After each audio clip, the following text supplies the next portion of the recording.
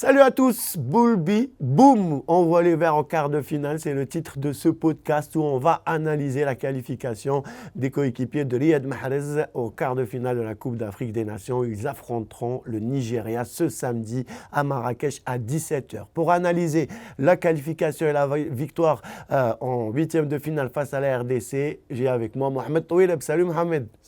Tu es devenu un habitué de 360 degrés sport. Un convoqué de la dernière minute. Convoqué, voilà.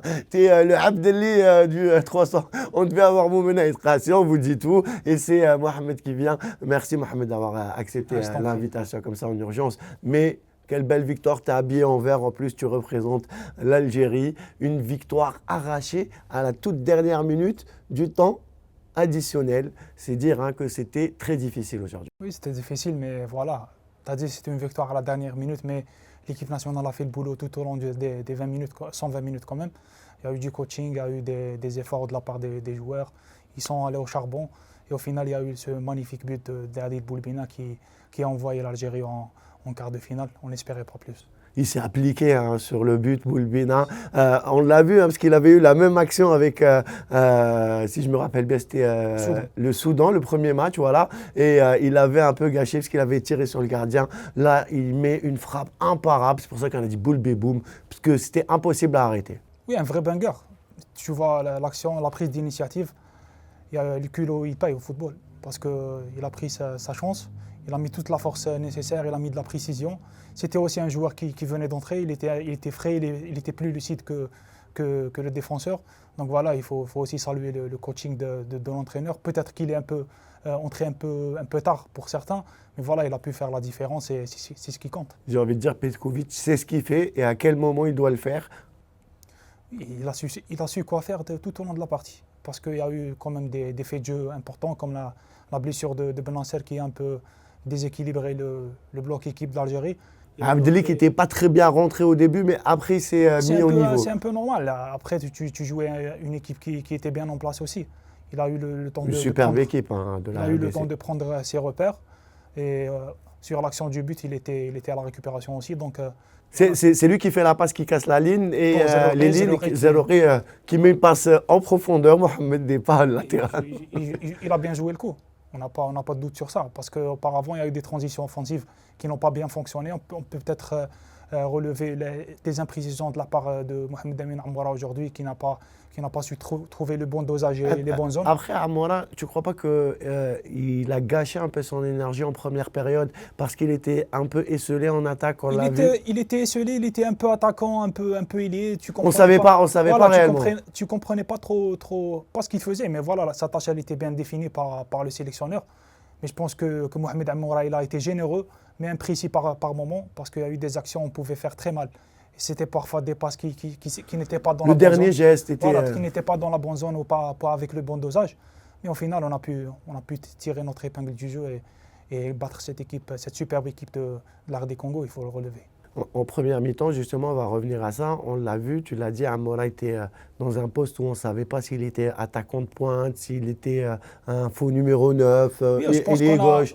Mais est-ce que tu ne penses pas que, justement, Petkovic a un peu tardé peut-être à mettre Bardet Bounedjah, qui a changé la physionomie Oui, parce qu'avoir un attaquant comme Bardet qui pèse par son physique et par sa capacité et qui peut recevoir les centres. À jouer en appui.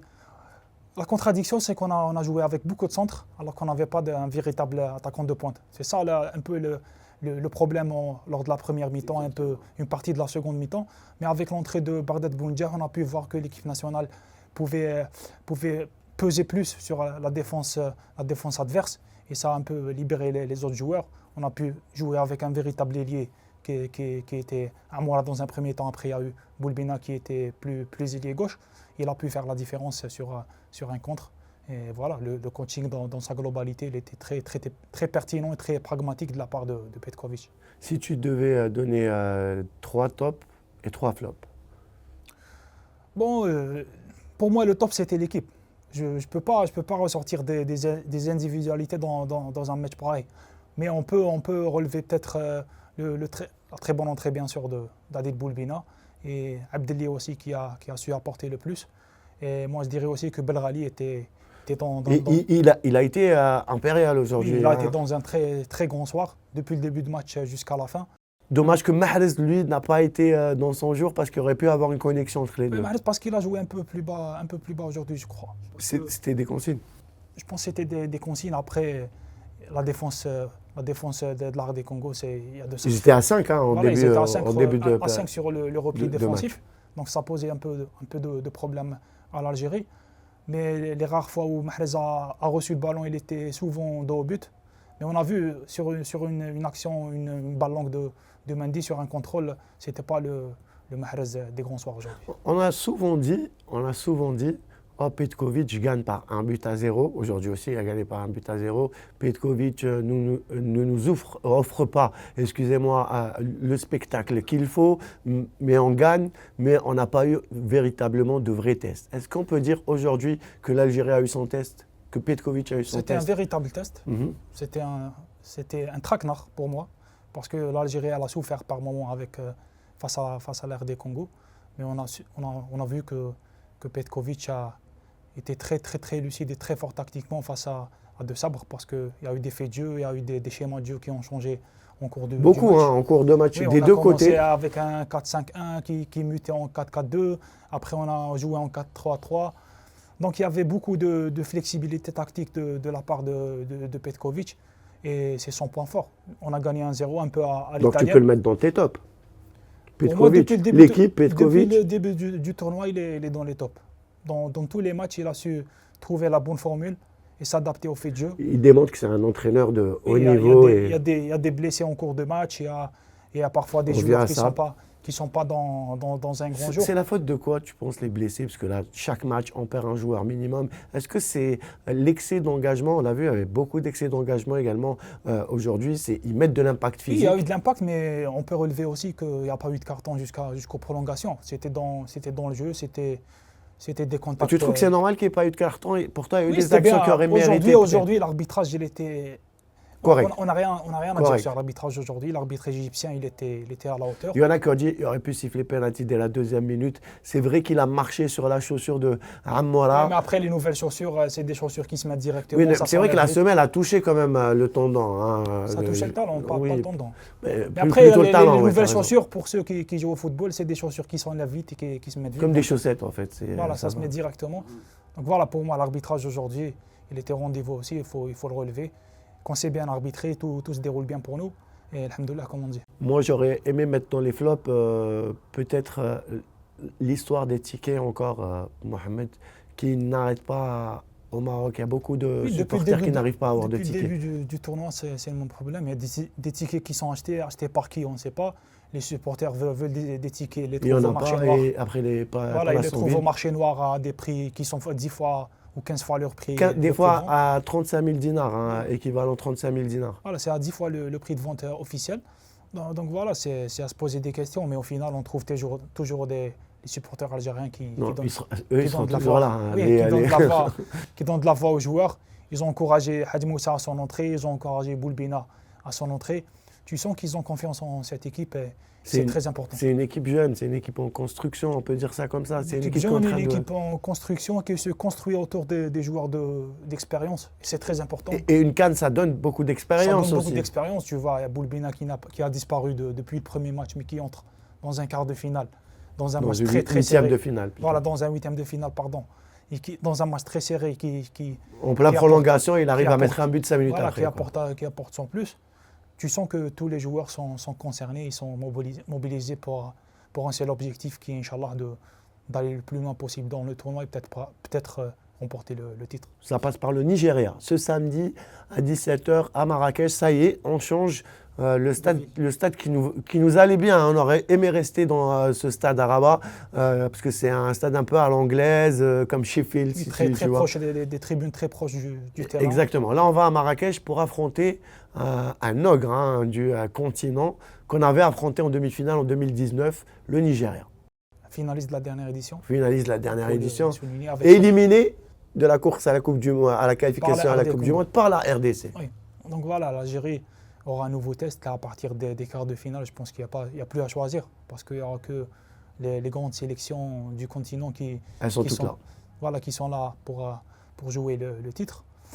Le Nigeria a ses traditions, l'Algérie aussi. Peut-être qu'ils ont plus de traditions que nous. Ils ont joué plus de finales déjà, avec cette finale et 3 titres. Ils ont beaucoup de présences en demi-finale. Je crois qu'ils ont 14 présences en demi-finale sur 20 participations. Donc c'est une équipe qui est habituée à jouer les premiers rôles, qui a son armada.